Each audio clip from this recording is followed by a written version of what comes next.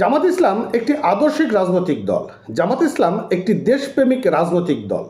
1971 সালে যে মুক্তিযুদ্ধ হয়েছিল সেই যুদ্ধটি মূলত পাক হানাদারের বিরুদ্ধে যুদ্ধ হয়েছিল, জামাত ইসলামের সঙ্গে নয়। এমনই বিরূপ মন্তব্য করেছেন বিএনপি থেকে 4 বার বহিষ্কৃত বীর মুক্তিযোদ্ধা সাবেক সংসদ সদস্য অবসরপ্রাপ্ত মেজর আখতারুজ্জামান। তিনি হঠাৎ করেই এমন মন্তব্য করে বসলেন, কেনই বা তিনি জামাত ইসলামে যোগদান করলেন। বিস্তারিত থাকছে আজকের এই ভিডিওটিতে। যদি নতুন হয়ে থাকেন আমাদের চ্যানেলটি সাবস্ক্রাইব করবেন আর ভিডিওটিতে অবশ্যই একটি লাইক করবেন। চলুন বিস্তারিত জানার চেষ্টা করি। বন্ধুরা, বিএনপি থেকে বহিষ্কৃত আখতারুজ্জামান তিনি জামাতের সাধারণ সদস্য পদ নিয়েছেন এবং এই পদ নেওয়ার পর তিনি বলেছেন জামাত ইসলাম একটি আদর্শিক এবং দেশপ্রেমিক একটি রাজনৈতিক দল। 1971 সালে যে যুদ্ধটি হয়েছিল সেই যুদ্ধটি মূলত পাক হানাদারের বিরুদ্ধে যুদ্ধ হয়েছিল, জামাত ইসলামের বিরুদ্ধে যুদ্ধ হয়নি। কিন্তু যখন তিনি বিএনপির সংসদ সদস্য ছিলেন তখন এই জামাত ইসলামকে নিয়ে তিনি নানান ধরনের মন্তব্য করেছিলেন।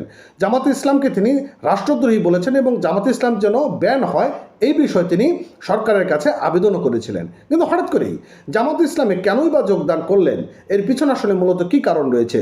আমরা টুকটাক যে জিনিসগুলো বুঝতে পারি যে রাজনীতির শেষ বলে কোনো কথা নেই, যেখানে সুবিধা পাওয়া যাবে সেখানেই আমরা বাঙালিরা ঝাঁপিয়ে পড়ি। চলুন যুগান্তর পত্রিকা থেকে আমরা বিস্তারিত একটু জানার চেষ্টা করি। এবং তিনি তারেক রহমানকে বিভিন্নভাবে তিনি নানান ইঙ্গিতে ব্যঙ্গাত্মকমূলক কথাও তিনি বলেছেন।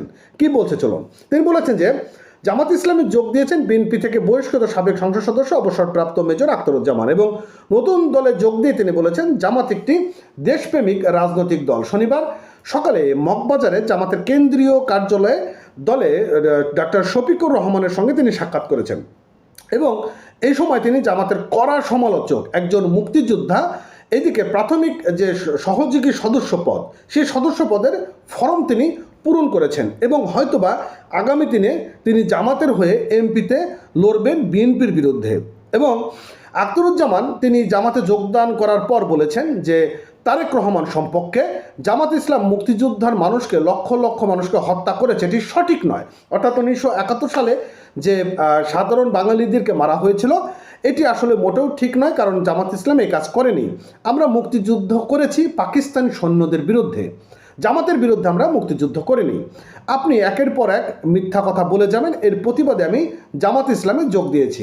কারণ জামাত তো দেশদ্রোহী দল নয়, জামাত ইসলাম একটি দেশপ্রেমিক রাজনৈতিক দল এবং জামাতে ইসলামী মুক্তিযুদ্ধকে স্বীকার করে এবং তাদের যে গঠনতন্ত্র আছে সেখানেও স্পষ্ট লেখা রয়েছে। অর্থাৎ 1971 সালে ওনার কথা অনুযায়ী যে জামাত ইসলাম আসলে মূলত একটি বাংলাদেশের সপক্ষেই ছিলেন এবং মুক্তিযুদ্ধের পক্ষেই তিনি ছিলেন। ওনার এই মন্তব্য থেকে বিষয়গুলো স্পষ্ট হয়ে উঠেছে।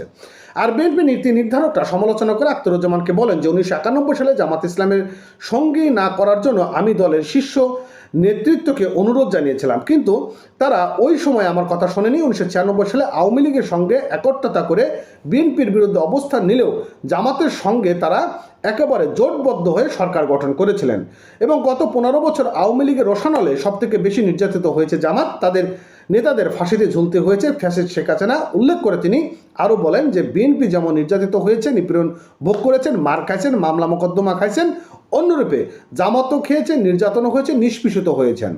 এবং আখতারুজ্জামান বলেন যে 5 আগস্টের পর থেকে এখন ফ্যাসিস্ট বিরোধী রাজনৈতিক দলগুলো ঐক্যবদ্ধভাবে চলার চেষ্টা করে, ঐক্যের রাজনীতির কথা এগিয়ে যাওয়ার কথা বলে এবং সেখানে দেখা গেলে বিভক্তের রাজনীতি সূচনা করলো বিএনপি। ইত্যাদি নিয়ে তিনি নানান ধরনের বিরূপ মন্তব্য করেছেন। এখন তিনি জামাতে ইসলামের একটি সাধারণ সদস্য পদ এবং একটা সময় গিয়ে তিনি হয়তোবা জামাত ইসলামের হয়ে তিনি লড়বেন নির্বাচনে।